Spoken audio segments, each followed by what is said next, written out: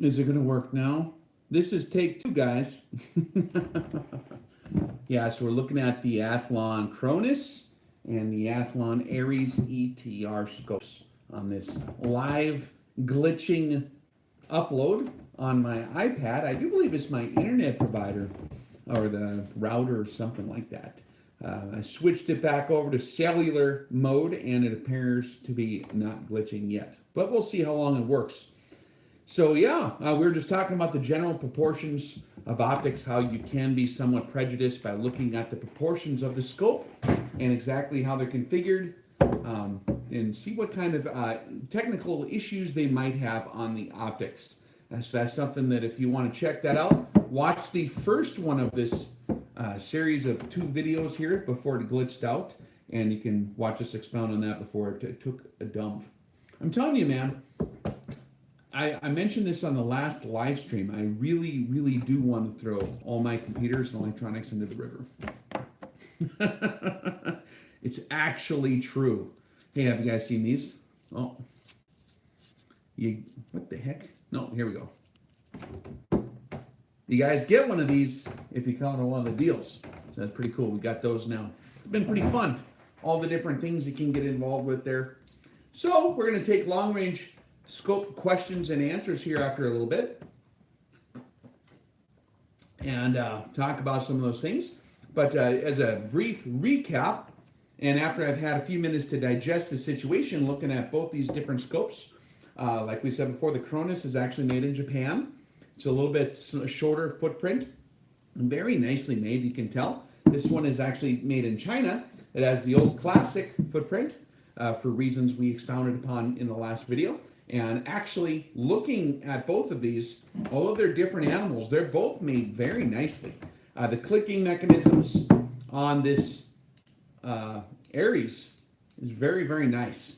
And they're both seem like they're pretty stout configured nicely. And the reticle is very nicely configured in terms of if you got it cranked up on max power, which is what a lot of guys who shoot a paper a lot do, or varmints, or if you're shooting at very long range, and a lot of guys like to crank up the magnification a little bit, or just have that smaller aiming point. Both of these have very nice, small, crisp aiming points. And so that is a feature that I generally do like. One thing you can do with tabletop reviews, guys, is get a good general overview on features, okay? Now, if we're looking at binoculars or spotting scopes, we could do the entire review just in one sitting, really looking at the optic on the kitchen table, looking out the windows in the backyard or whatever, right, in various lighting conditions. When you're talking about precision rifle optics, you're now talking about a precise instrument where all the different stuff has to be proven. And so that's what we're going to do as we get into the comprehensive review on both of these scopes, is we're going to compare and see how they actually function, how reliable their tracking is, and how precise their tracking is.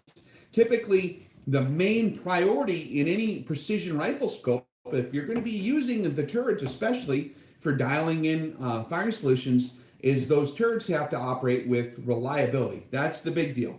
Whatever it's doing, it has to be doing that deal every time so that you can predict it and you can factor that into your system. If it's kind of willy-nilly, and even if it's 100% precise, but it's not reliably getting there, that's not going to work. But if you get good reliable tracking, like if you index 20 mils and it goes to like 19.8 every time, that's what we call reliable tracking. If it went to 20 every time, then you have reliability and precision in your tracking. And so that's something we talk about and expound on in the seminars. It's interesting, not too long ago, we did a little review talking about how to verify and check your reticles. And that's something that's very simple to do. You can just do that on you can make a proof stick or a truth stick, or you can get some of the box to bench precision targets that have the different increments laid out for 100 yards. You measure it off precisely as you can, and you can verify the reticles. But you'd be surprised how many are not exactly on. And there's so many different dynamics to optics that it's hard to tackle everything in a tabletop review, guys. But that is a first look. But we are here. How you guys doing? We're here for questions and answers, or just to visit now, if you want. That was the part I was looking forward to in the first video, was the visiting part, okay? Not the tabletop. That's I want to go out and shoot them. But you guys want to visit or ask any questions, we can do that. So we have, all right, here we go. What's your all-time favorite scope that isn't the PM2? That's a good question. Steiner Military. Steiner Military scope. Very, very good optic. Configured smart, easy to use, and calibrated perfectly. Both the tracking, the reticle, everything's perfect on them. And the glass is good, and they're robust in how they're built. I'm really a sucker for the Steiners. And I know that like Axial Precision, I was talking with them, and RPA out of UK, and a lot of these high-end outfits are gravitating over towards the Steiners because they produce a good, reliable product that doesn't, you don't have to worry about it. You don't have to chew on your fingernails thinking that the stupid thing's going to break or not, or work or not, right? So Steiner's probably my second all-time favorite. I saw you smirk when you read that. Off topic. What's your impressions of USO B series scopes? Okay, guys, I'm familiar with the old SN3s, the ST10s, the SN, even some of the 9s and stuff like that from way back in the day. I have not really had my paws on a B series scope enough to give you a verdict. From what I see, like in the tabletop deal, they seem like they're nice. They're configured nice. They do have a little bit different style to them. The style of manufacture is quite a bit different than the original series. I would like to get my hands on one of them. I think they're going to send me one after a while here, so we can actually get an opinion on them and see how they're working. So stand by on the B series US Optics. And then my buddy Nico Detour, he's a professional shooter for US Optics, and that's what he runs on all his stuff. And from what I'm seeing with him, he does pretty good with them, and he really likes them, and supposedly they work pretty good. So there's that deal. All right, Vortex Diamondback 6 to 24 by 50. First, I imagine he wrote first focal plane. Any better than the Athlons of the same price? That's something we're looking to find out, guys. From a tabletop deal, it's very limited. I can tell you 23% about this scope by looking at it right now. The proof is in the pudding on how everything works. That's the thing when you're talking about precision instruments, guys. You cannot tell by looking at it over the counter how it's going to work. You can get a good general idea of a lot of how the features are going to work, but when you're talking about the tracking, okay, now this is true with scopes that you're going to use the turrets, okay? If you're talking about hunting scopes, things like that, it doesn't matter near as much. You can tell a heck of a lot more over the counter on a sporting optic where you're not going to be cranking it up and down. But on a precision rifle optic where you're going to be using the turrets, you might be able to tell how nice it clicks, and that's about all you're going to tell. You don't know how well it's going to work. The subtleties in design, how the design were executed, if the design was geometrically correct, you can't tell until you do field testing, and you can't even tell. A lot of guys rig up deals where you can just dial it up and down, like on a table, and then you can dial it up and see if it's tracking with good precision up and down. That's good to tell you the precision of the tracking, but it will not tell you the reliability of the tracking. In order to tell that, you have to shoot the rifle with the scope attached, because the scope is not just going to sit on a board and crank it up and down nicely. That'll tell you a good part of the picture, but you have to shoot it. Recoil will knock the little mechanisms out of their tracks. A little erector tube will be bouncing around there. There's springs that have counter pressure on the bottom, and those are the parts that all jam up if they're going to fail. And so you have to do a live fire series of testing. That's what a lot of guys don't get. Some guys review scopes over the table, shoot 20 rounds out of them through the rifle just to get a picture, and then they're satisfied. In all reality, you have to really get some field experience with them. All right, so in order to find that out, I will have to answer your question about these versus the Vortex, I will have to actually get them out in the field a little bit. So we will see, guys. What scope is that? I missed the beginning. I think it's on the title of the video, bro. The Athlon. So we have the Athlon Cronus and the Ares. Man, everyone's naming their scopes after ancient gods. What's up with that deal, huh? Can't they name the scope like the Moses or the Joshua or something like that? That'd be awesome. When's someone going to make some scopes not named after scary gods, huh? Come on, guys, get the program. I'm talking to you, Dimitri. crazy Greek guys. All right, where are we at?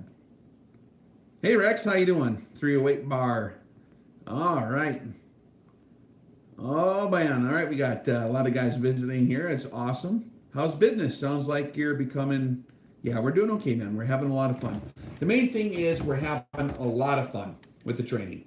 And we just released a video today. I think I actually hit upload like a day ago, and my internet sucks so bad, as you know from the glitching videos, the live streams, that it just barely uploaded. That 10-minute video took like a day and a half to upload.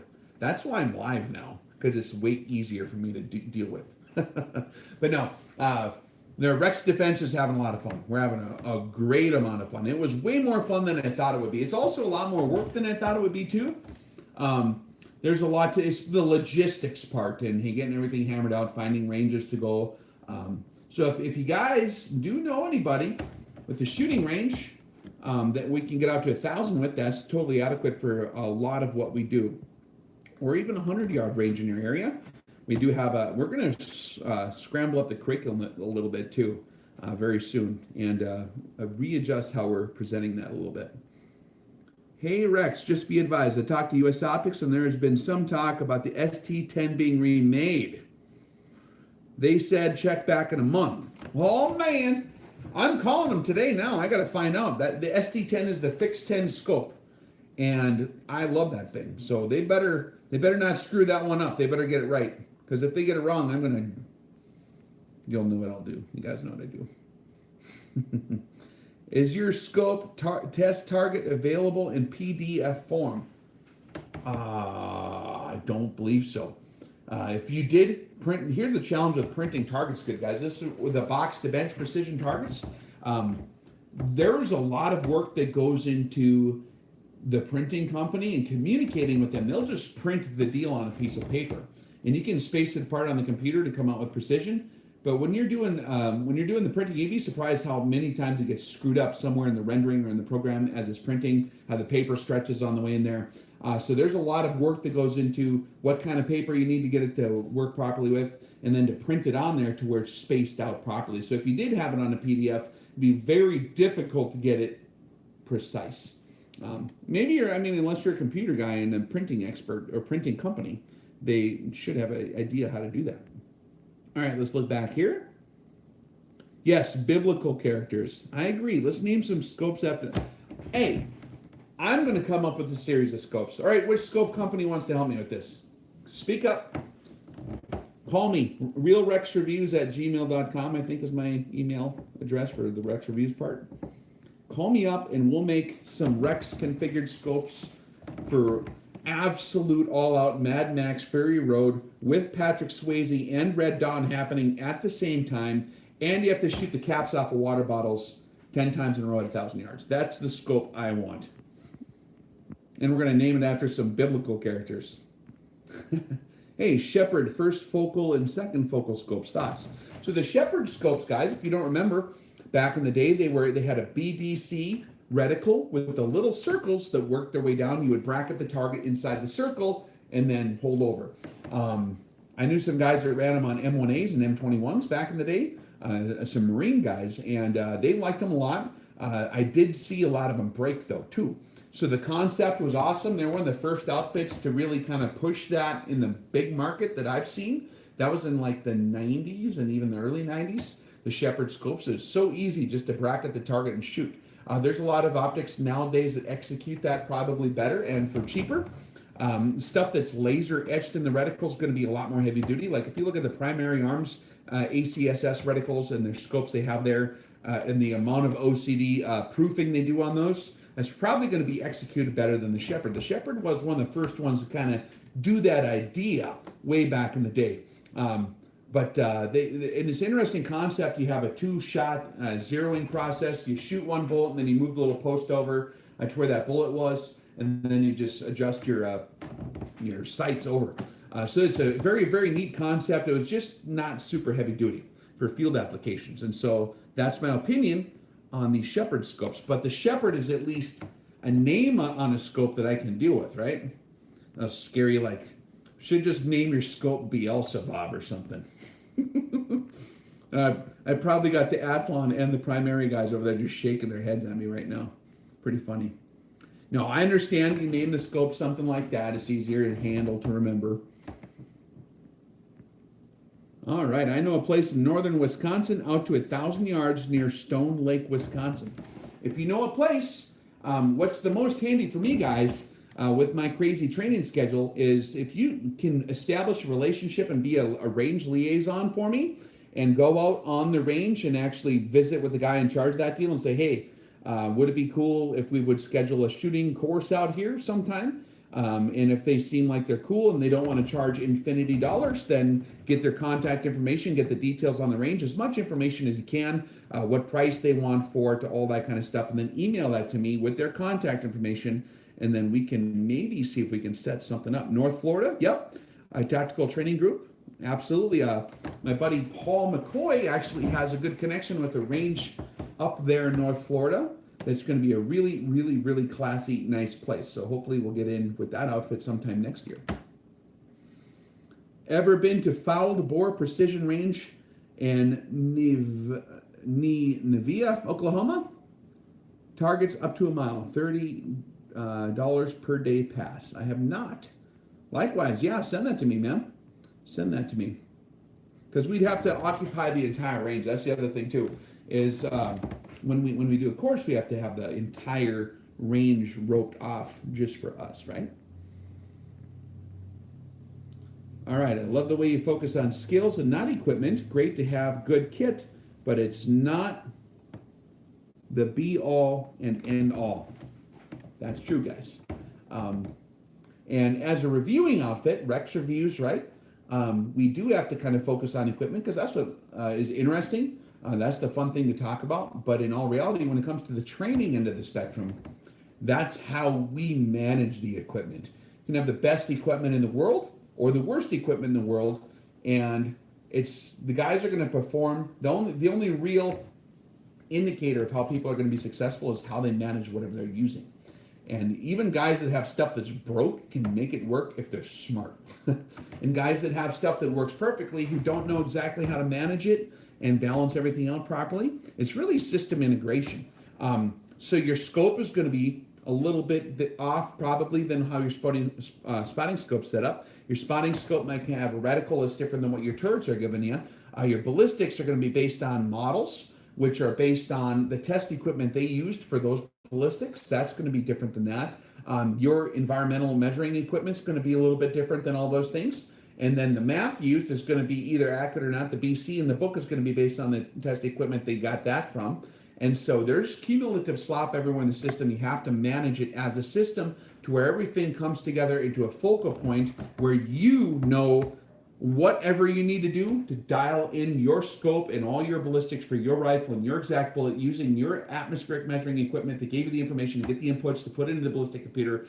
That all has to be on the same page to where you know what you need to do with your system.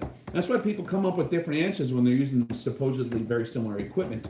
Like, what's the drop at a mile? It depends on how your entire system comes into that focal point of all those different loose ends. That's where we focus our time on the training. Oh yeah, good times. Oh, by the way, guys, that Alabama deal coming up, I don't know if you guys know who did sign up for that deal. The course like next week or whenever it is in Alabama Precision in Jasper there. You're going to be a special guest there, guys. I was talking to my buddy Eduardo, and he's got a class there overlapping with ours. So his crew's going to be out there, and we're going to probably mingle together, visit. And so if you guys want like a triple whammy of synergistic, awesome times with Eduardo and Rex and his guys and our guys, if you still have a little bit of time to sign up for the class, but it's coming very soon, like in a week and a half or something, rexdefense.com. So if you want to do that, that might be a one-time experience. And of course, the guys at the ELR class next year are looking forward to him actually showing up to participate in that event.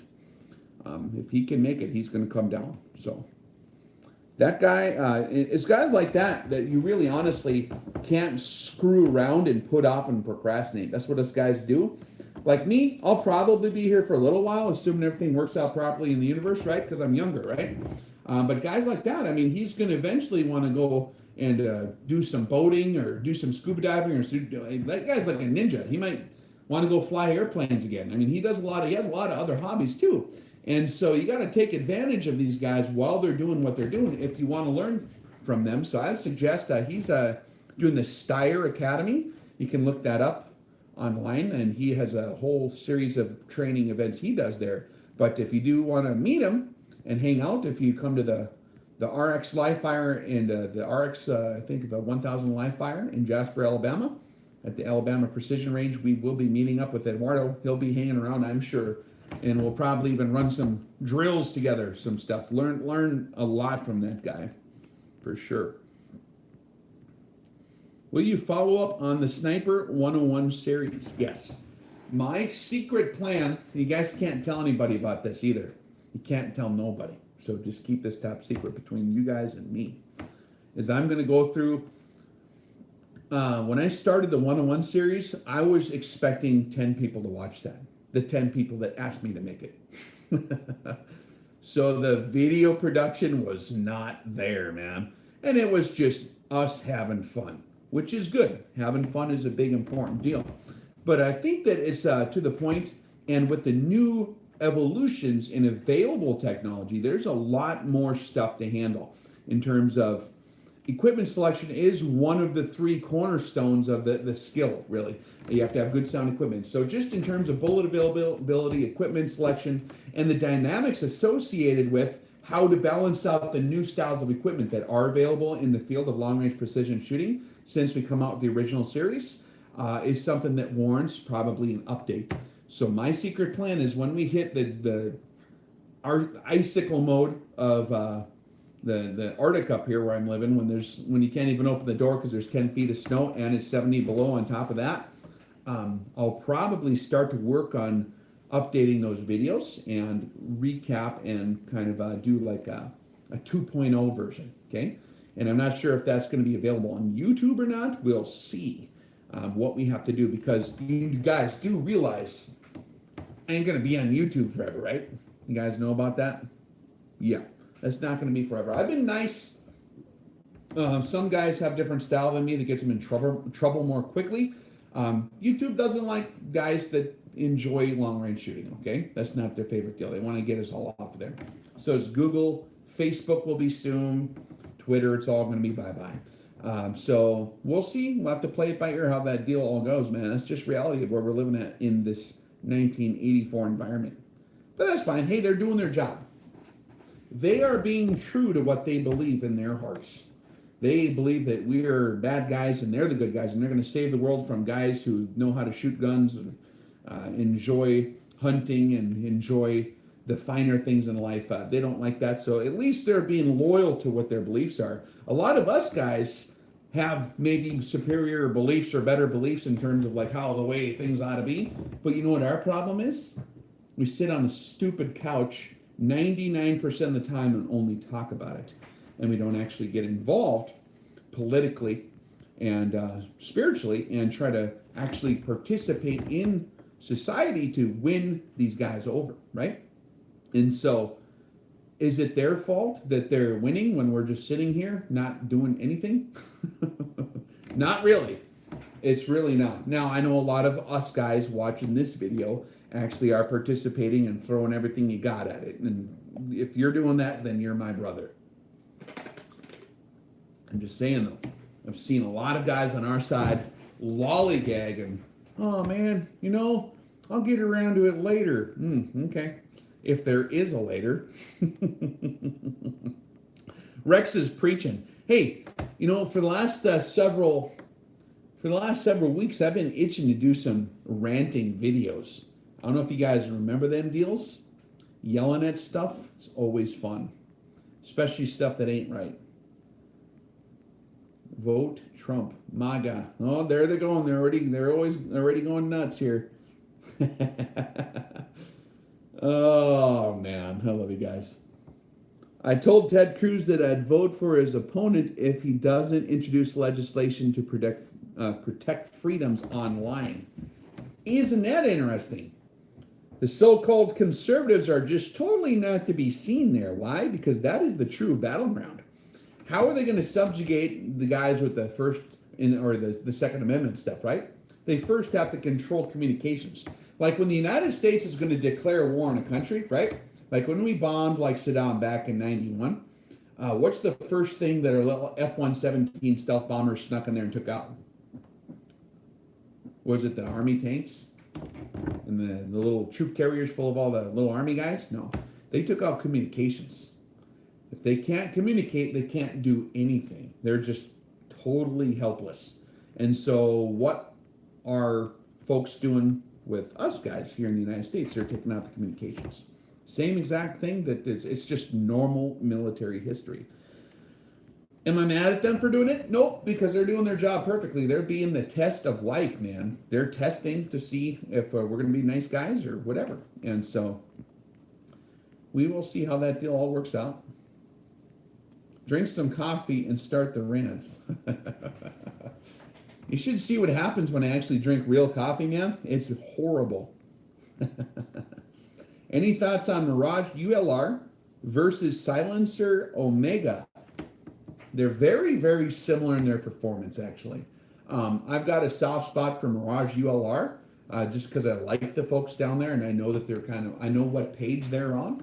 But I think Silencer Co. is also kind of on that page too. So they're both very, very good performing silencers. I've seen them run on big rifles at the events, quite a lot of them. And they work good, both of them. Can't go wrong with either one.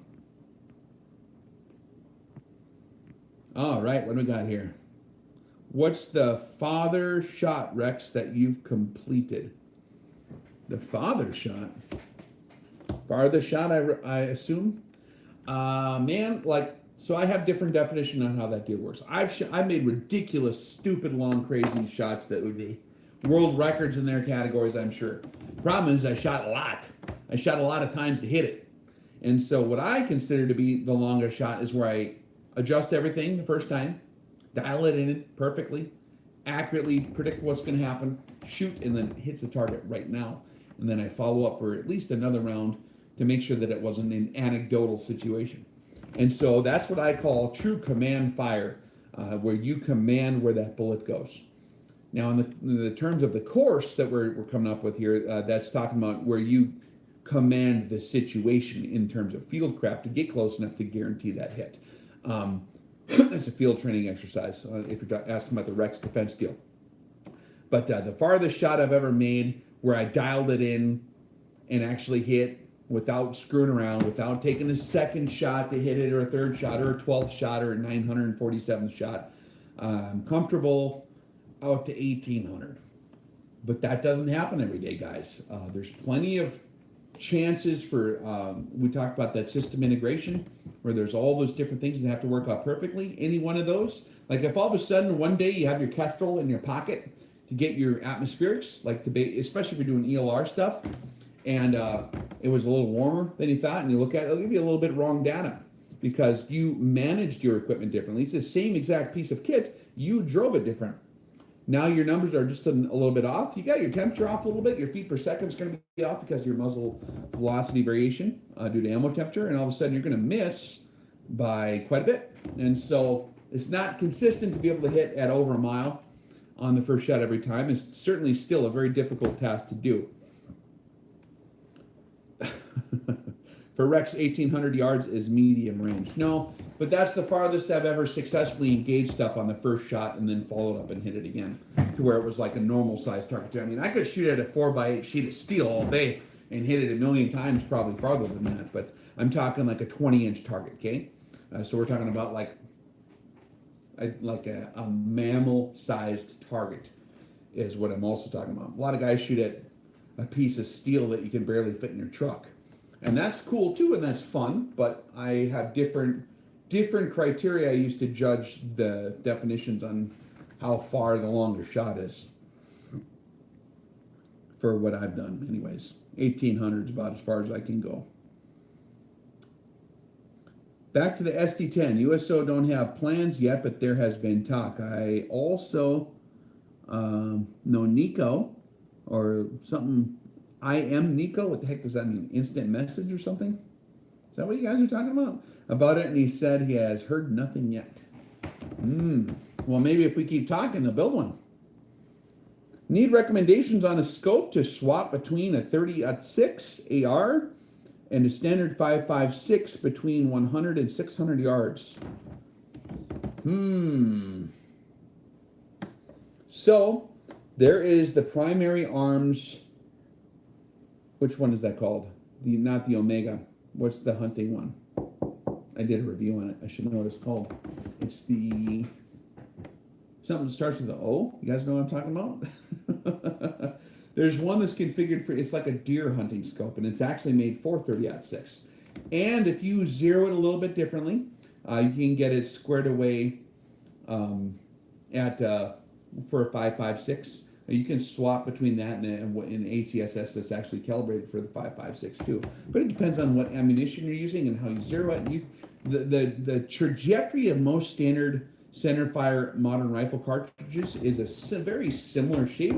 That's why your drag models are going to kind of be similar in shape. And if you tweak it, you can get it to be functional. At 600 yards, it's not super critical. A lot of those you can get to work pretty effectively if you're shooting at like large mammals, for example. Especially if you have a large vertical size target, then you have more forgiveness in that area too. Does that make sense? So look at the primary arms. I did a review on it. Go check it out. It's the one where I'm aiming at deer with it. Ever get the 300 Trom fully tested? So I got a good chance to go out there in Idaho and smack around the 900 meter steel with the 300 like it was nothing. I'm still playing with it a little bit. I just need to get the rifle properly configured for that. And so swapping scopes around, getting a scope with enough dope on it. Like when I do my reviews, I have like a backlog of stuff that got in the door first that I have a commitment to get done first. And so we're working our way up to it. I do promise. What's better, the MRO or the T2 Micro? They're both pretty good stuff. I like the MRO. I got like 3 MROs, but the T2 is a really good deal in terms of like being well vetted in terms of ruggedness. So probably if your life was on the line, I would go with the T2, I suppose, but they're basically nipping at each other's ankles. And if you want something that ain't near as much, that's like a fraction of the cost, you can do the Holosun. It's like $200, and it's very much the same construction style. They pour the acrylic glue over all the components on the inside to make sure it's shockproof. Very, very rugged little unit as well, and they're like $200. For most applications, that'd be fine if you're on a budget. You don't need to spend $700 or whatever on a little micro dot. Although if I was in a police department or something, I'd go with something super well vetted for a multitude of reasons. Pretty exciting, huh, guys? What is the expected effect of a silencer on muzzle velocity? Will it be slower, or is it just a harmonic issue? Good question. So putting a silencer on a rifle completely changes the system. It can do a multitude of different things. Back in the old days when they were really crappy, they would slow down your bullets and throw off your accuracy horrible because your bullets are bouncing around on the way out of there. To create a symmetrical flow of escaping venting gases is somewhat difficult to properly do for precision rifle applications. Most of the stuff built nowadays is actually going to improve your performance or in terms of velocity will typically be boosted a tiny bit on most modern rifle suppressors. If you get like if you get something that's like $500 to $1,000 on a rifle direct attached suppressor that's made for a big rifle, it's probably going to be fine. If it's crap, it depends on a multitude of dynamics, but typically what you'll see in a good suppressor, maybe a tiny bit of a boost in the velocity, and also it'll act as a harmonic dampener on the end of the barrel because you have added mass up there, and it cannot now vibrate as easily on the end of the barrel and actually create a harmonic node up there, which will a lot of times increase your precision performance. Now, if you have a silencer that has a fast attach mechanism where it ratchets on, very easy to use, very, very preferable in certain scenarios. But you might see a negative effect because it's rattling around on there. So if precision is your priority, maximum precision is your priority, you need direct attach. If modularity with other weapon systems like ARs, FALs, whatever else you're running in the field is the priority, and it's a big enough priority to sacrifice a little bit of accuracy, then a ratcheting system might be a little better. I'm testing one by Acadia Armament right now, and it's actually the Pantera. And that one has like zero effect on velocity. There's like the velocity is exactly the same, although your standard deviations do seem to slightly open up, but not to a bad degree. Like we're talking, it moves it from like a standard deviation of 7 feet a second on like a 6.5 Creedmoor to like 12 feet a second standard deviation, but the velocity is identical, and the point of impact shift is zero. There's 0 point of impact shift on the Pantera silencer. And do stand by for the review on that, if you're curious about it. What about a water bottle and steel mesh? Yep, that'll get you handcuffed really quickly. And it'll suck compared to a good one. Just buy a good silencer, man. It'd be very hard to build one in your garage that would work for a precision rifle. Now, if you're a mobster assassin or something, then that might be a good way to go. If you're a mobster assassin and you're going to try to see how many felonies you can rack up and then throw it in the river when you're done, that's what that kind of deal is good for. But if you actually want to use it as a gentleman for precision shooting applications, you want to buy a nice, good quality suppressor that's not made out of steel mesh and water bottle in your garage. You guys have the greatest questions. Here in the UK, we can get silencers quite easily. They make the recoil much less and better harmonics. Yes, Europe is actually, it's a courtesy to have your silencer. Like they'll put a public like announcement saying, hey man, like you guys got at the range there, come down to the hardware store, we'll get you some silencers, we'll just sell them to you because it's so loud. It's like putting a muffler on your car, dude. Like it's a courtesy, and dudes over there see that it's like common sense. Like obviously you'd want it to be quiet. It hurts your hearing. It scares the nuns. It scares all the sheep away when you're shooting away or whatever, right? And so I don't know where in the heck did the United States get the attitude that a silencer is scary? Oh man, a pickup truck drove by my house today and it was so quiet I could barely hear it. It had a muffler on it. We better get rid of them things. I mean, people could be committing crimes in their pickup trucks, driving through neighborhoods, and you never even hear them coming through. That should be illegal. Mobsters always drive cars, Lincoln Continentals, Cadillacs, and pickup trucks. And so that mobsters on TV were doing getaways in their cars. If they wouldn't have had mufflers, the cops could have found easily where that car was driving, and they wouldn't have gotten away.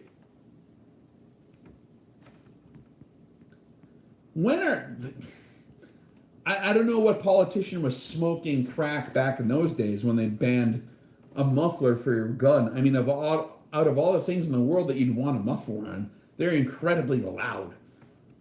Speaking of which, man, I've been muffing up for the last couple of years, but I've got some bad old school overpressure fatigue in my ears, man. And it's not good. You guys should be using hearing protection items like silencers and earmuffs if you're not going to be running that. That's a good one. Anything else, guys? Yeah, rock and roll. So for those of you who have not seen yet, we are doing that class in Jasper, Alabama.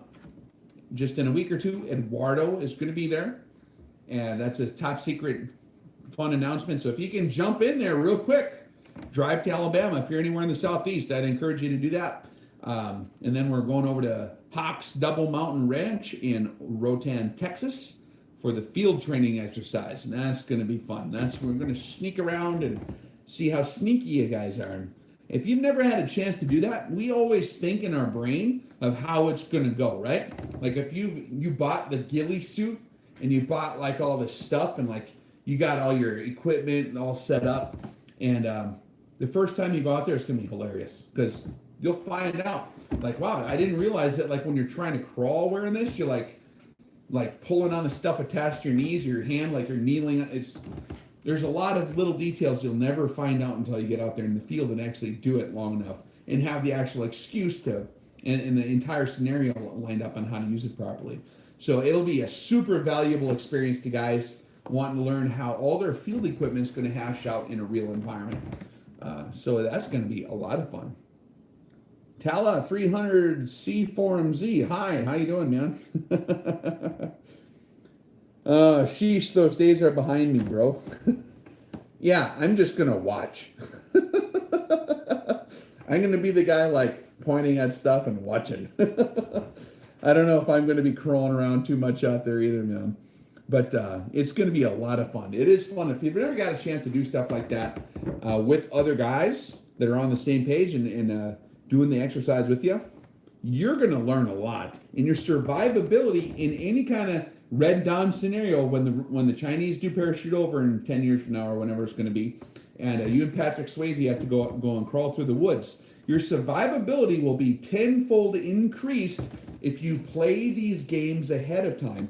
Because you can get killed infinity times in pretend life, and you're still actually alive. But if you do it one time in real life, then they get you. That's why, like, military guys train on stuff.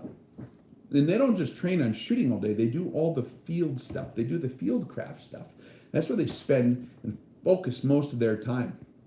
And strongly advise a guy do that.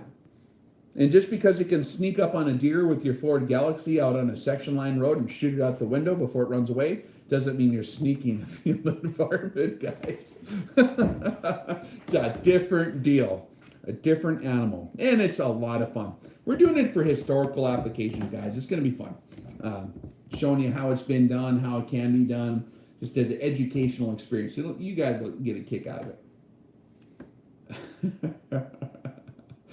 Oh, you guys are kicking the pants. And I love your commentaries. AR 308 versus SA 58. I'm leaning towards AR because I heard it's extremely difficult to build a SA 58. That depends on your application, man. I've run AR 10s for a while and FALs and SA 58s for even longer. I've never ever had one of my FALs or SA 58s or STG 58s, the FNFAL style rifles, ever take a dump on me. That is a very, very rugged design rifle. They're accurate. The challenge to those is getting a good scope mounting system and an optic that's not going to break on it. I've broken every single optic except for one that I put on there. One of them that actually lasts a long time was a pellet rifle scope, but the one that's on there now is a 1:6 primary arms ACSS in a 308. And I haven't killed that yet, but we're working on it. We will break it soon. The AR-10 is a great way to go in terms of, like, if your priority is precision, they're a very, very accurate rifle. They're a lot easier on scopes than FAL is. So you can have more logistical flexibility in terms of optic selection with an AR-10 style rifle. However, I've broken every AR-10 I've owned at some point. Like, it's a different animal. The AR-15 is a lot easier to manage for long-term survivability in terms of, like, the rifle not breaking down just because it's a smaller cartridge. But for some reason, them 308s just hammer the heck out of them rifles, man. I've never seen one that didn't break. And out of all the different new, super awesome, turbo, sleek, sexy platforms they got out there now, like the SR-25 style stuff, the stuff that the Army's field and the special operators are trying out, I talked to a lot of these guys, and they break still. They still break. But it depends on what your priorities are. My priority, from my way of thinking, is if I need a 308 semi-automatic, it's going to be a hairy situation and the rifle cannot break. So I'm an FAL guy. Oh yeah. FALs available in Europe are worn to death with crippled magazines. Yeah, you got to have a magazine that ain't been driven on too many times. Thoughts on Wolf A1/T91 piston upper? Nope. No thoughts, man. Sorry. Can I use a VCOG with a 300 black reticle on a 308? Well, you could. You can do that. 308 black, it's going to be different drop though, guys, right? It depends on exactly what load you run. I suppose if you load your 308 down and you load your 300 up, they might kind of match in the middle there.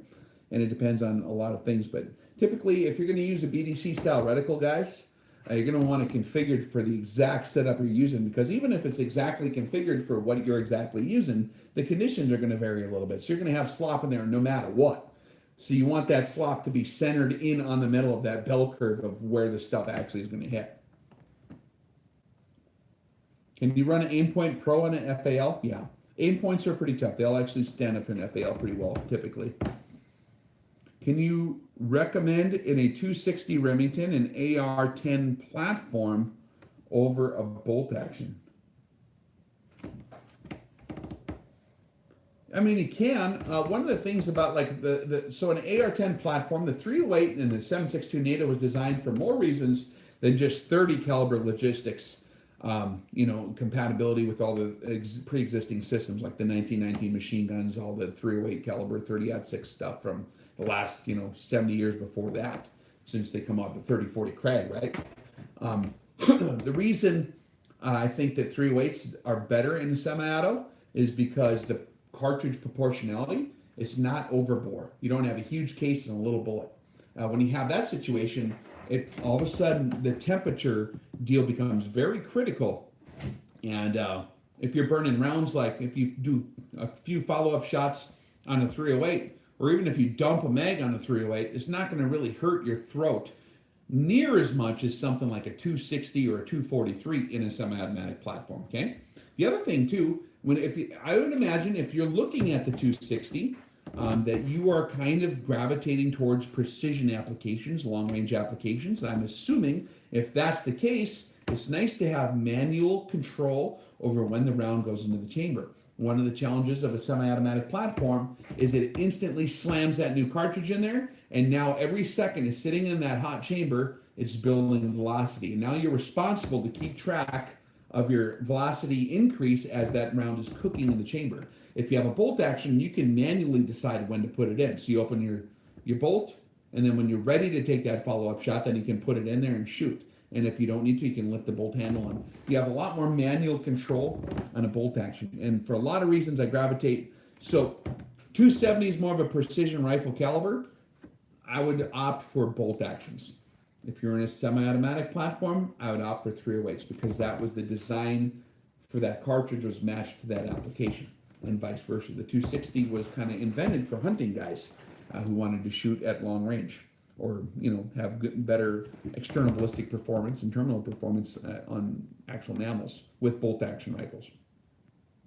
So I would agree with the spirit that there's a lot of neat calibers, but if you're looking at, especially at military rifles, I don't like to deviate too much from the original design cartridge. Those rifles are built around that cartridge typically. And so anytime you deviate from that and customize it, you add a whole different slew of X factors that, that rifle was tweaked over the AR, right? Since the 60s to work properly. The proper leg time and the proper gas buildup and the proper, everything is balanced out with the buffer, the weight of the bolt carrier assembly, the shape of the cartridge as it sits in the chamber to be reliably extracted and feed into there. All those different things, where the gas ports are, everything is balanced specifically for that exact cartridge. And anytime we deviate from that, it might still work at a glance, but you'll find that it will have other issues that might come to surface. So I don't like to deviate. In gas guns, I like to use the cartridge it was designed originally for. Like in an M1A, I like a 308 in there. An AR-15, I like a 5.56. An AR-10, I like a 308. FAL, so on and so forth. And bolt actions give you a lot more flexibility because you can manually put those in. Why you're not talking about that optic? That's why I always on 0. Yeah. You can watch the videos when I'll keep them up on here. I guess I was going to delete them, as some of the live streams don't stay on forever, but I'll keep them up here for you guys. You can rewatch them if you want to get back to the actual Athlon scope topic, which is on the title of the video. How about an M1A national match with the Leupold Mark IV? That's a very, very popular configuration. The guys have been running that for a long time. You will find that sometimes those scopes get the snap beat out of them, they do fall apart. But I mean, those M1As, National Match rifles, are very, very good rifle. They shoot very well. I think there's better optics you could put on there for that configuration, but that is the classic one that's kind of gained a reputation. That's kind of the natural marriage, is that Leupold Mark IV on the M1As, where a lot of guys would run it that way. 9.3 by 64 millimeter Berneck versus 338 Lapua Magnum. Army uses the 9.3 for long range and big bore version of the SVD called the SVDK. Yeah, I like the Lapua Magnum. There's a lot of subtleties to how they design the case that work out very good in the real world. The double thickened hardness, or the walls on the case, the rebated rim, and the flash hole design, how it's tapered in there, and just everything like that, and the components availability and compatibility to everything else. I'm a 338 Lapua guy myself, but yes, there's other equivalents.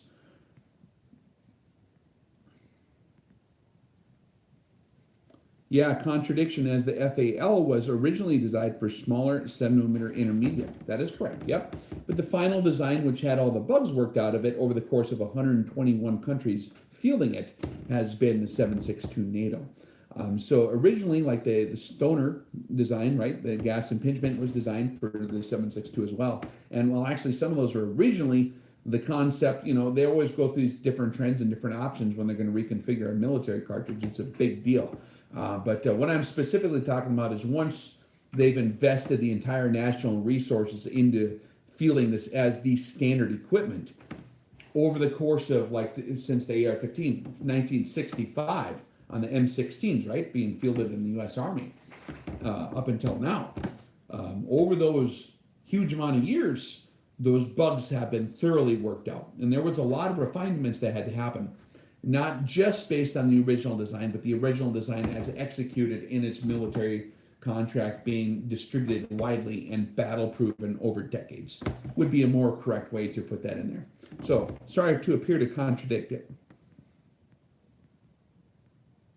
338 Lapua equals $5 bills. Dude, you guys got to reload, man. I'm reloading mine now because I own the brass, and the brass is getting tired. But I reload them still for 68 cents a piece. Buy your components in bulk before they get super popular, because you're ahead of the curve, and then you'll have cheap stuff. And if you buy enough, it'll last longer than the rifle will. Well, it's good seeing you, Raymond. You take care, brother. He's got to go. Do you know much about the 8.6 being worked on by Q? I don't know what you're talking about. The 8.6, what's that? You guys are going to have to enlighten me on all this new technology stuff.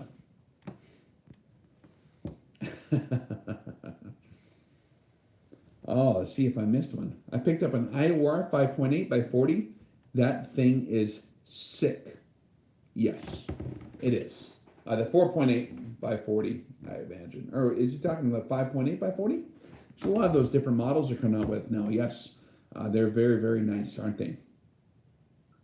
The 8.6 Creedmoor? Really? What the heck? That's awesome. Your thoughts on the 244 Valkyrie? The 244 Valkyrie? 224? Because I know about the 244. That was the original 6mm Remington back in the day. And it came out with the wrong barrel twist to stabilize larger bullets. And so they anticipated when they come out the 244, and they put Valkyrie on there. I think you just typoed. But in terms of the 244 rifle back in the day, when they come out with that, the twist was built to stabilize light varmint bullets. And so they had a reputation for sucking with 100-grain bullets. And then Winchester come out the 243 and had the appropriate twist rate, and they're very, very accurate with larger hunting bullets for large game. And so the 243 became the popular one, and the 244 lost. It just kind of disappeared until they remarketed it as the 6mm Remington. And when they did that, then they kind of sort of caught up. But I mean, the 244 could have been the wave of the future. That could have been the 243, but they just marketed it wrong. Rex, in a lot of your videos, you have a howitzer-style muzzle brake equipped on one of your rifles. How does that work for you on your rifles? howitzer style muzzle brake. Picking up a Savage 338 on Monday. I wonder if you're talking about the Surefire muzzle brake on my 338. Is that what you're talking about? The two big baffles? Or are you talking about the AR-50 with the clamshell? The big giant Armalite muzzle brake? I'm not sure what you're talking about. Yep. The problem with muzzle brakes is the better they work, the more they hurt you in terms of overpressure. They're loud. They're loudners. Yeah, the AR-50, well, that thing works good, but it's really loud.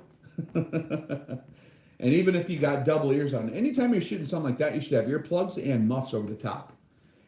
There's actually that overpressure supersonically, the gas being displaced, that wave slaps you upside the head. You got nerve bundles right in here, guys, and down below here that are very sensitive. And if you, well, hold on, I was wigging out there. If you, if you shoot long enough, even with earplugs in, you're going to develop neurological problems, guys. And it's a real deal when it happens. Like, everything will be messed up in your head after that point in terms of how your ears are and the nervous system, so you don't want to do that. Rex, are we going to see some new recordings of your releasings anytime soon? Talking about music? Shoot, guys, I haven't been writing music in years, man. I should probably do some more of that. I got like 10 songs on the cooker, though. You know what shut me down from doing music? When things evolved over to a computer, I don't have the patience to learn an editing program on the computer. When it was like the cassette tape in the deal and then you turn the knobs up and down, I understand that. That's easy enough for me. There's too much stuff in the computer and it's goofy. I don't know. That's why I am the dinosaur. Right, guys? Yeah, I spent 2 days in Indiana next to an RPR with brakes. It must be brain damaged. Yeah, no kidding. Any more sniper videos? That you're talking about the 101 videos, guys? Yes. That's the plan. Eventually, maybe. We'll see how it goes. We'll see how life evolves and turns out. And I don't mean biologically. Don't jump on me if you're a church guy, okay? Would you consider doing an interview with... What the heck? It disappeared. Must have been top secret. Where'd he go? Yeah. Oh, where's the next question here? I spent 2 days, yeah, okay, here we go. Ooh, man, let's see. Oh, yeah, the message was retracted by Brian. Okay. So, how is the new 260 rifle treating you? Any more videos on that one? Yes. That thing shoots awesome. It shoots really, really good. The rifle by American APA, American Precision Arms, is way better than I thought it would be. There's so many different outfits to keep track of, guys, in terms of guys that do custom rifles like that. That's hard for me to kind of be excited by them. In all honesty, unless you got some interesting new design parameters or some new concept they're trying to improve, even if it doesn't necessarily have to outperform everything else to interest me, but it has to do something new and interesting sometimes from my standpoint. That being said, APA has executed the current existing technology perfectly, and it's a very, very nicely made rifle. They've got a lot of pride of craftsmanship. They put it together right. All the details are perfect on it. We were zapping water bottles at over 1,000 yards with it the other day again, and it shoots really good. You can shoot 5 shots all in the same hole all the time, all day long, which is actually something that's actually hard to do. It's a very good shooting rifle. It's something that I might actually highly recommend. Rex, what magnification do you recommend to be able to see holes of 22 long rifle up to 300 meters? It's not a magnification issue. What you're going to need is a glass quality. You can crank up a 30 power or a 50 or a 60 power scope, spotting scope, with 45 or 60 power at 300 yards, and you'll never see those holes if the glass quality sucks and is blurry. Things have to be perfectly in focus. So you're going to have to spend a little more money on the glass part and less on the features.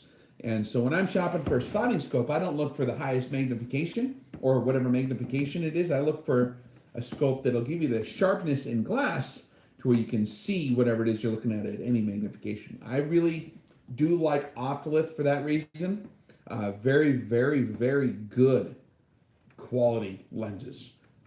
Like I've held them up next to the competing Swarovskis and Zeisses, and they're just like hard to tell the difference.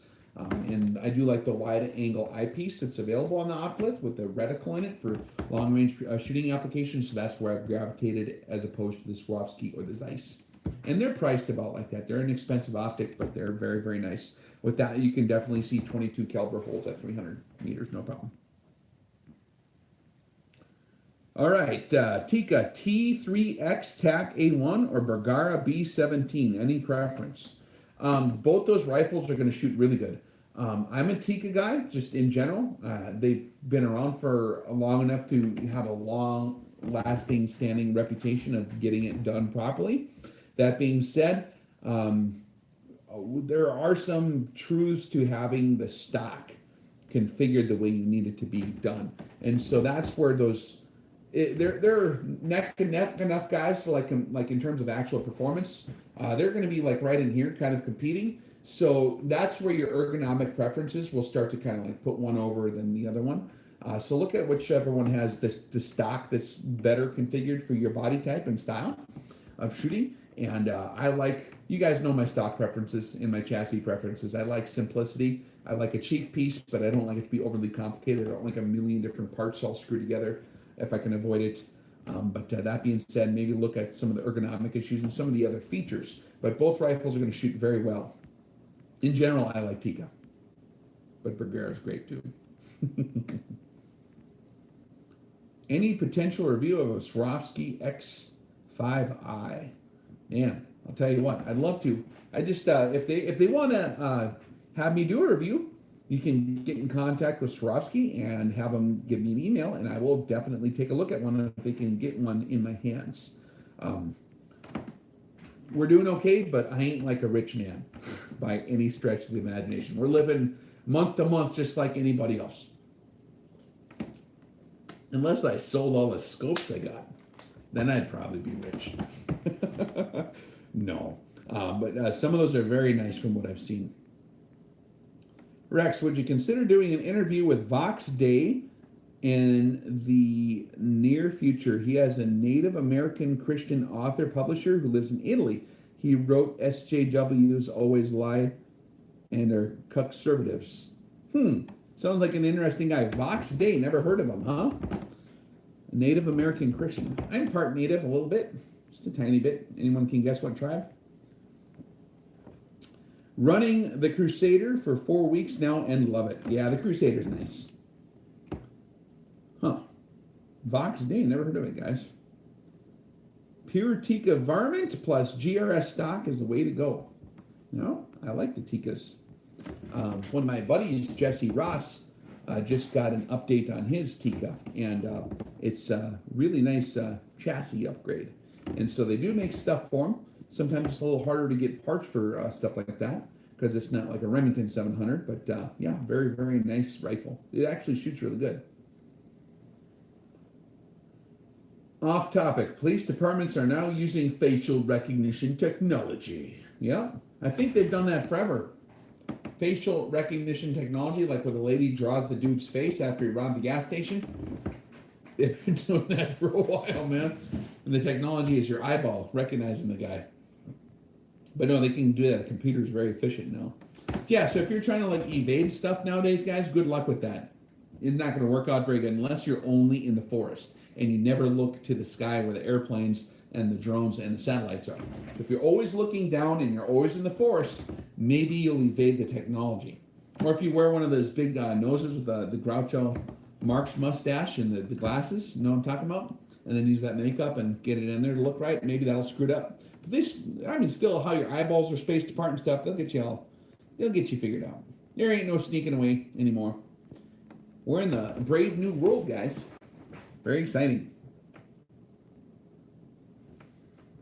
Thank you so much for putting out the 101 series. I learned so much and love. It's not that it's biased. Oh, I love that it's not biased. Yeah, thanks, man. I try to, and that's the hard thing about Here's an interesting story, guys. Trying to be an honest reviewer is sometimes very difficult because there's all kinds of pressures by people who you like to say their stuff is better than it is, and there's all kinds of pressures by people that you don't like to tell them how bad they suck. And so we all have emotional baggage and old stuff we bring to the table in terms of when you're a reviewer. And what a guy has to do is you have to do the scientific method regardless. You have to consciously set all that stuff aside and look at everything with from a clean perspective and see how's it going to do.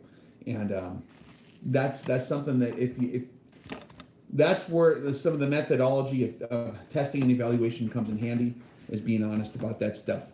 But it does kind of suck because sometimes you want to push stuff more than you should, or you know what I mean, to try to help people out. And I'm a guy that generally likes helping any kind of companies out, but I am bound by the chains of honesty, because here's the fact, guys. Now that I'm training guys, right, and then Rex says, hey, bring this scope or whatever to the class, it'll be great. And then they slip me a gold bar under the table, and I go, hey, I'm going to buy a Chimay tonight. Chimay Blue Label Grand Reserve Belgian Ale, because I have the gold bar, right? And then you guys go all and buy the scopes, then you bring them to class, and then they all frickin' break. And you're sitting there looking at me. So I am now bound by reality, and I've been that way for years, man. Try to be honest with my assessment of stuff, trying to actually help guys out. And so, but when you're involved in the training part, the aspect, and you're giving equipment recommendations based on that, you can't get away with not telling the truth on stuff. And there's been some outfits that I could have really shredded over the years that I'm still kind of withholding my full theory on, just because I don't want to be that guy. But I will certainly not endorse things that I don't think are actually good, and I certainly won't give you too skewed of a picture on that whole deal. So that's just the honest reality. And I'll tell you what, man, in the reviewing business, it's hard to find guys with sometimes those same general point of aim of trying to be honest, because there's a lot of pressure coming from various angles. Wool blankets. What the hell are we talking about now? Wool blankets? What are you guys talking about? I don't know, man. Wool blankets. I agree. I know that some guys use like wool shirts and stuff, like to mitigate recoil, like old judo outfits and stuff like that. I'm sorry. Yeah, I know who you're out there, my buddy. It's cool, but if you use a wool jacket that's thick enough and heavy duty enough, it can mitigate the recoil. Just make sure it's not too hot outside when you're doing that. Hey, there he is. How you doing, man?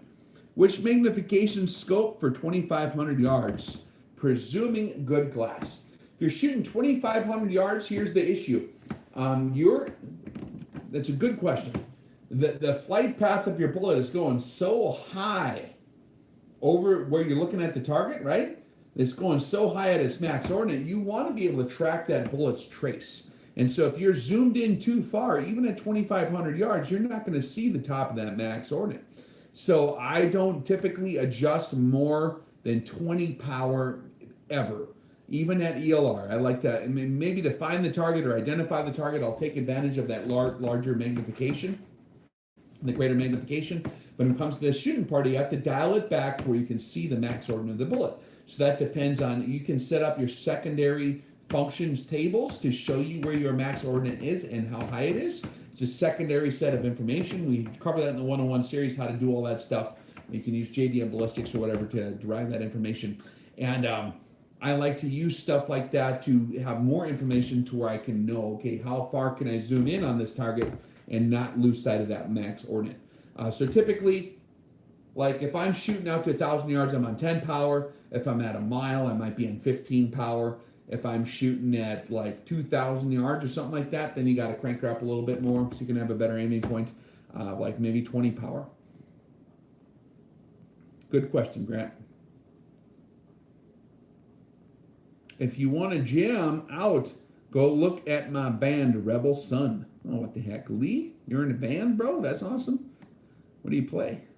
Where's the best place to find new up-to-date data, like best twist rate and maximum efficient FPS for a particular projectile? Graphs I need are very generic and don't appear very accurate. The problem, this is a question from Elmo. The problem with that, bro, is it's going to be different for each setup, okay? The twist rate and the bullet, it's going to depend on your atmospherics or a lot of your other, have you been to a seminar, man? That's the kind of stuff we talk about there. I preach on that one for 3 hours. But there's no simple way of skinning that cat. If you're looking for a universal table that tells you what you need for what, it's kind of a hard equation to balance out. There's a lot of other factors that come in, and it all depends on your application too. For example, if you're going ELR and you're trying to get through transonic, all your variables are now different. All your stuff, all your priorities have now shifted, and you might gravitate towards a whole different way of skinning that cat. That's stuff we talk about at the seminar. Judo jacket got molded because of rain. Man, you guys who missed the alumni party, I feel sorry for you, man. That was awesome. We got to sit around for like 2 days and just visit. That's all we did. We didn't. Some of the guys shot a little bit or whatever, but mostly we just sat there and we talked about the world, talked about everyone's kids and how everyone's doing and visiting. And one of our buddies there, he was using his judo jacket as a recoil mitigation, and it got moldy because it got wet. But we had a lot of fun. It was great to hang out with you guys. I miss you guys already, man. I really do. Where am I from? No, he's asking Gangster. Where is he from? He's from the Mobland, Chicago. Oh man, I'm having way too much fun. I know this is a lot to ask, but can you review the Hensoldt ZF? Yes. The scope is $7,000. Yeah. Call Hensoldt, tell them to send me one and I'll review it. No, those are awesome. They're really good scopes. They really are. They're just, okay, here's how it works. So there's a certain increase of quality every time you spend a few bucks, right? And at a certain point, you hit enough money and it starts to plateau. And then to gain more quality, you might still be gaining in slope, but you have to spend a huge amount more money to get a tiny bit more quality. And so in all reality, the Hensoldt stuff that's $7,000 is really top notch. It's really, really, really good. But you're going to spend another $3,000 or $4,000 on top of what are already tier 1 prices to get a few more little refinements here and there. If money is not an option and you're going to, spared no expense kind of guy, then, go ahead and, yeah, that's the way to roll, baby. But there's that value, there's that value factor, which is like how much money do you spend per actual quality. Oh, you guys love the live streams? That's cool. I love them too. It's fun. It's like I'm hanging out with you guys almost. Almost. Yep. How do you feel about the cheaper Zeiss scopes, like under $800? Man, they're changing a lot, I think. I mean, they're always coming out with new stuff, right? I just got a chance to get one in, the Conquest V6, which is actually one made in the Wetzlar plant, and is very, very, really nice. It's like, I don't want to sound dramatic, but it's like maybe one of the nicest hunting scopes I've ever seen. Really good. It's like got the features and it actually has the target turret tracking precision of your high-end tactical scopes, which you never see in a sporting optic ever.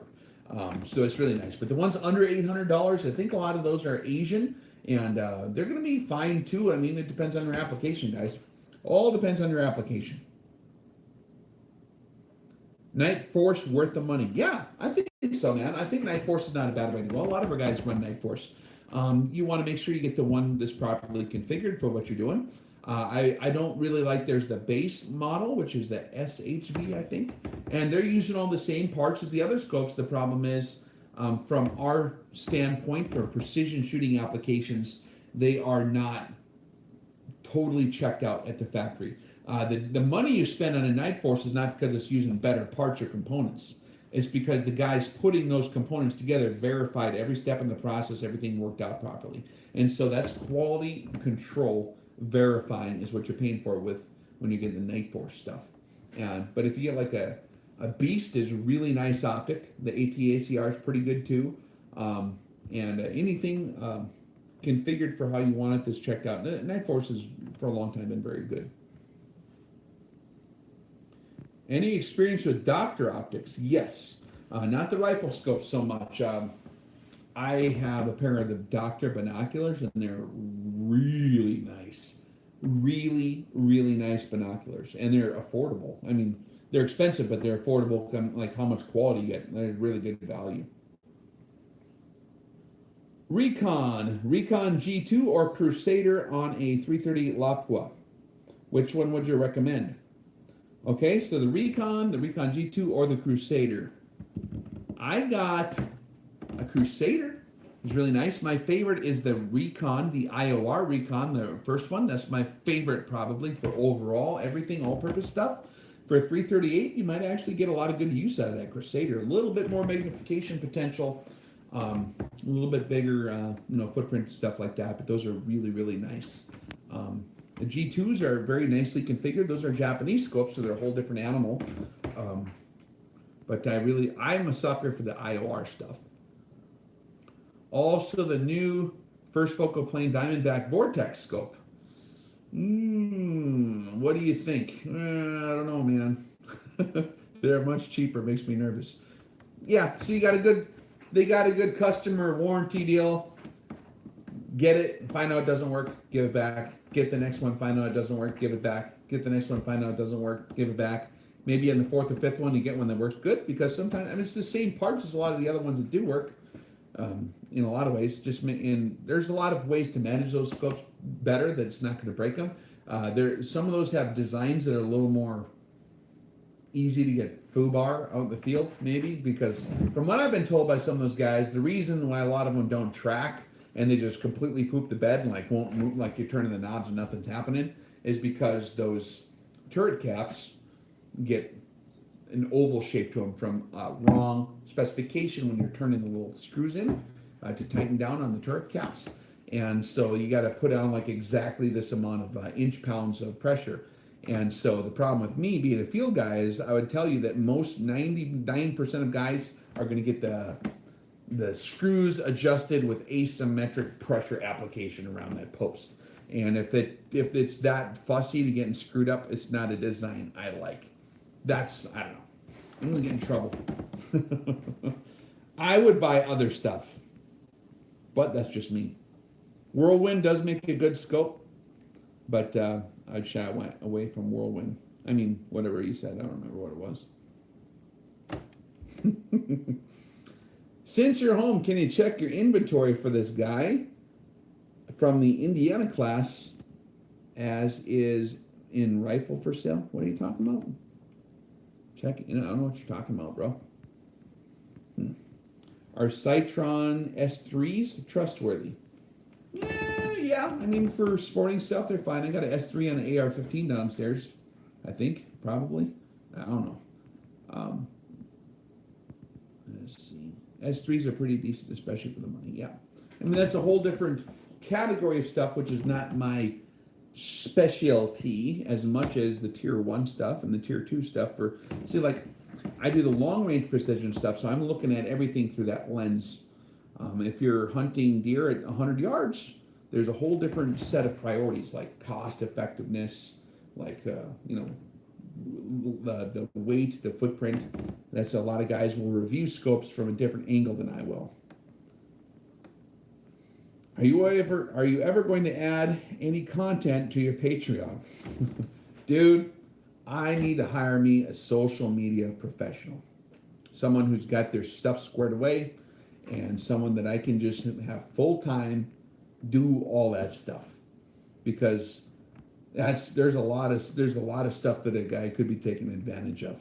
And with me doing all the training, curriculum development, driving, logistics, everything like that, it's been hard to maintain all those other peripheral social media platforms. The plan is to shift over to Patreon. That's still my plan. I just need a little assistance.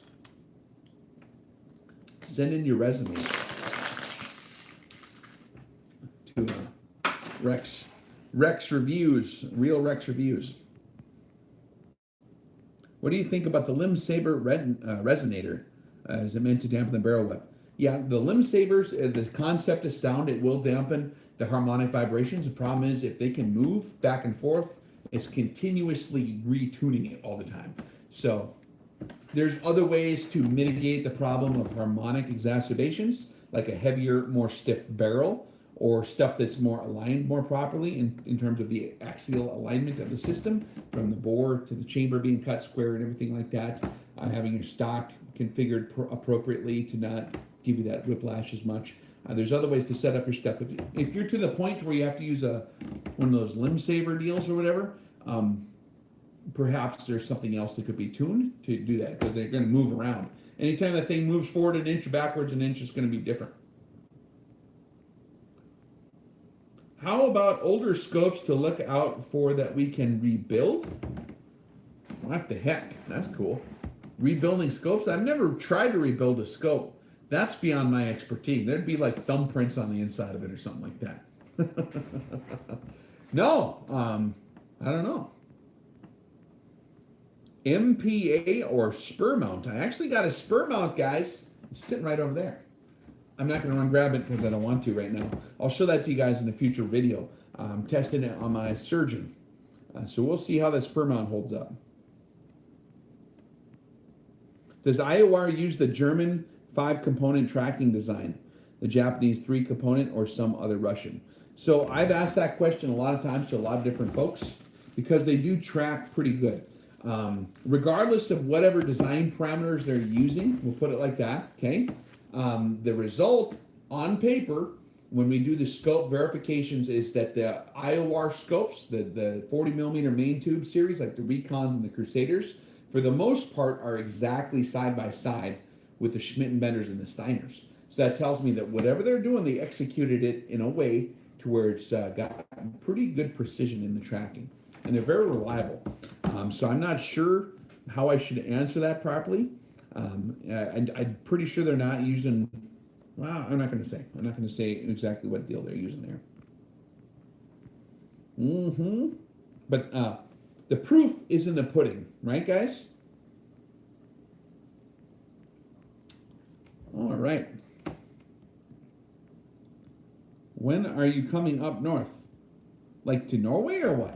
Landlocked Viking, is that where you're at? Norway? I picture you sitting there in your boat waiting to go out fishing or pillaging or whatever you guys do up there. What's the closest airport to fly into the October class by Bismarck? Question mark. Okay, that's a good question. If you can fly into Bismarck, that's about 150 miles, but it's all straight shot. You're probably going to need a car.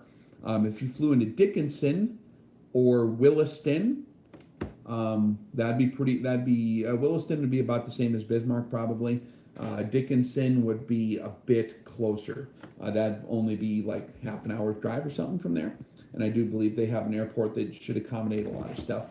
But Bismarck is that's a lot bigger airport for the October class in western North Dakota up there. If you guys do want to come to that, if you're anywhere in the north, by the way, guys, and you want to get one of these classes, I had a lot of guys asking about Montana, Idaho, South Dakota, Minnesota, North Dakota, Wyoming. If you're in that region of the country, I'm probably not going to go to all those different states. The population density is so low, I just got to kind of pick a spot centrally located.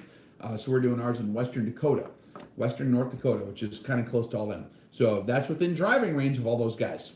If you're coming from farther away, yeah, you might just want to drive there.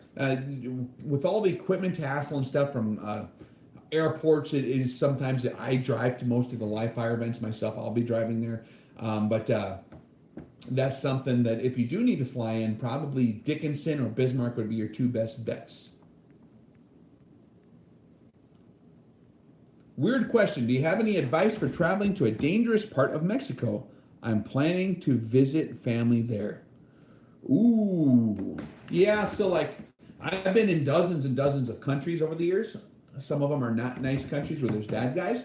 Typically, what you got to do is you got to do whatever it takes to not be recognized as different than everyone else.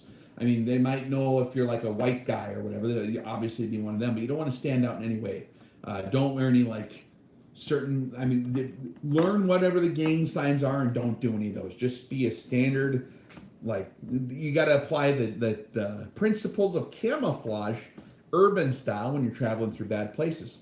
So look at how the rest of the other guys look that are coming through that are similar to you, like coming from a different place and travel like them. You don't want to like have too fancy of a car, too crappy of a car. Blend in. Just blend in. Don't, if someone's trying to puff up or whatever to you, just keep walking. Just pretend like you don't see nothing. That's probably my advice when you're in bad spots. If you do actually get pinned down, then you have to employ radical psychological operation techniques. We talk about that on some of the podcasts, some stories of what stuff. I've had to bust out Michael Jackson dancing moves in certain places before to just distract the guys long enough to do whatever I had to do to get out of there. There's a lot of stuff you can do. But in general, just if you have to go through a dangerous spot, just kind of fill up gas where it's safe. So you drive straight through everything else and just blend in, man. And if you have a local who can guide you, who's not a bad guy, that's always a huge help. That's always something I like to do. Saskatchewan. Oh, that, yeah, I suppose the Vikings, you know, the word is that the Vikings did get all over up in there, didn't they? All right. Have you ever tested one of those ACSS scopes for the calibration checks? Yes. I've actually been there with their verification guy and the designer of the reticles. They do most of their verification at 2,000 feet elevation in southern Nevada. And so I've been out there in the field with him for days playing with that stuff. It works very well. Now you have to take into consideration, guys, when you're verifying a BDC reticle, you have to consider the exact environment, the loads, and the test rifle being used to verify that reticle, because that's going to be based on like a either 16 or 18 or 20-inch barrel with certain ammunition at a certain atmospheric environment. So you can't neglect to remember to make sure you have all those things squared away as well. But they're balanced out very smart in such a way to where you can, like, if it was at sea level, then it's only going to work for guys like down in the lower altitudes, and then the guys in Denver are going to be hosed, right? He picked a median altitude that's kind of the average for most of the country, 2,000 foot. You're not too far away from sea level, and if you're at 5,000 feet, it's not going to be too much of a crazy variation, but you got to take into mind the air density. Oh, yeah. Rex, are you starting a funk dancing for self-defense class? I should. If you guys don't know what I'm talking about, you got to listen to the podcast episodes, man. That was pretty funny. I don't even remember which one that was on. Yeah, we tell the story. You guys are fun. Man, I hate to ditch you, but I've been on here for 87 minutes. I need to, like, drink some water or something. You guys want to follow me while I get a glass of water? Is that allowed? Can I do that? I can do that. Pelican versus Voight cases. I'm a Pelican guy. I don't like Pelican. Oh, where's my glass here? Yes, I'm drinking water.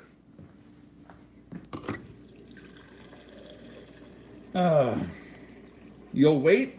Okay, all right. Say hi to Mrs. Rex. And twist Rambo's tail. So Rambo, the little cat, actually had to throw him in the garage out there, because if he was in here, man, it would the entire show would be about me trying to get Rambo not to do things. And that would be very entertaining. Rex, I have both the Cronus BTR and the Aries. You look through my Cronus and PA. You got any questions, call me. Oh, yeah, it's Randall. I know you, man. I see your little picture on there. How you doing, Randall? Yeah, man. They're actually nice scopes, aren't they? So, yeah, getting to see them side by side, too, is very interesting because, I mean, the similarity in Japanese optics, in Chinese optics, is closing quickly.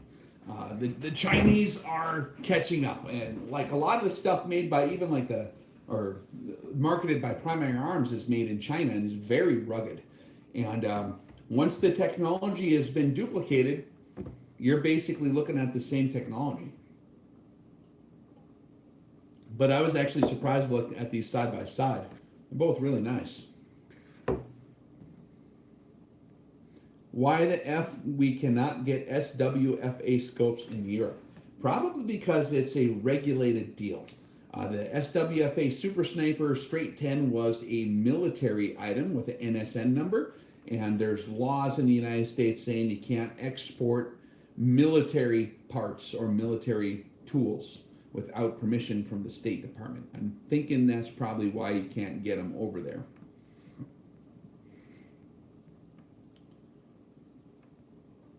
Pantera, Rex Pantera. Yeah, someone heard me talk about the Pantera silencer, but the band is also pretty good too. That's about as heavy as I ever got in the 90s was Pantera. It's because the music still made sense and it still resonated with that whole anger part of you that you want to, you have to like, man, I had some rough jobs back in the day. I don't know if you guys had those character building jobs when you were kids, but I actually did.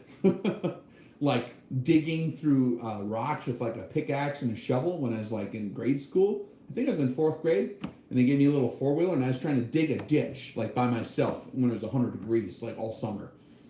I mean, stuff like that will build your character and your spine. Also, I had some jobs where like I did a lot of scientific research assistance for a university, and they had an agronomy department, and they did all the farm studies, and they had to like count every single weed in this giant field, like every little tiny, like the ones when they're popping up this big, you have to look with a magnifying glass. And so I spent like an entire summer crawling around with a magnifying glass out in the dirt, with the wind blowing the dirt in your mouth and getting sunburned and bugs crawling on you and like counting plants, dude. You ever wonder why a guy's a little off or a little interesting or has a weird personality? Oh boy. Yeah. Or carrying amps all the time up and downstairs, throwing guitar amps up and down the stairs. I did that one as a kid too. It's fun. Growing up with a bunch of crazy musicians. Yes, character building childhood indeed. Oh man. Cheapo. Oh, what do you got here? I should always end the stream with a guitar riff. The guitar's all the way in that other room, man. I ain't going over there. I don't want to go over there. I'm too tired. No, man, this has been an awesome live stream. You guys had a lot of good questions. I feel sorry for the guys that don't have the patience to watch the whole thing, because there's some really good questions in there. Rex should always end stream with the guitar. Air guitar? Nah, dude. Too lazy to play the guitar. Well, it's been awesome, guys. Again, just a final recap for those of you guys that are coming to the Alabama course, like next week. Special guest will be there. Mr. Eduardo himself will be hanging out for at least for the first day. We'll probably overlap with some of his training. And so that will add a tremendous amount of value to your class. A once-in-a-lifetime opportunity, perhaps, for you. If you're anywhere in the southeast part of the country and you have one of the RX seminars under your belt and you want to take a live fire event, or if you have a Zero to Deadly under your belt, we go ahead and come over and we'll get you squared away at that class and we'll have a lot of fun. Also, the Hawks Double Mountain Ranch field training exercise, the Combat Command Fire, is coming up at the end of the month. That's a field training exercise. Don't stress about having to have a fancy rifle. Bring whatever rifle you have. It's a field training exercise. We'll get you as close as you need to get with whatever equipment you're using. And so we'll get you all squared away. Also for the October class up here in Western Dakota, up in this northern part of the country here, look at what you need to do in terms of driving. If you're anywhere in the whole northern middle part of the United States, that's going to be the location for that one. So it's been awesome, guys.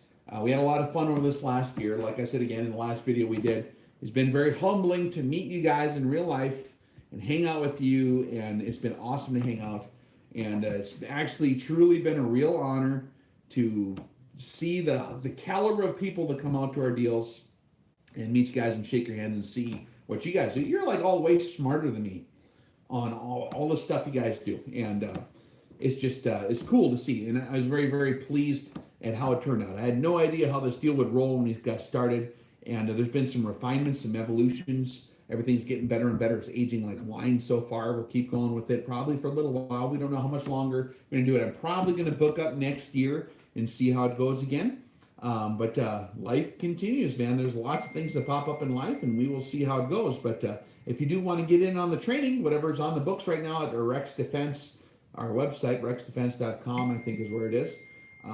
Check it out and try to jump in there while we're doing it.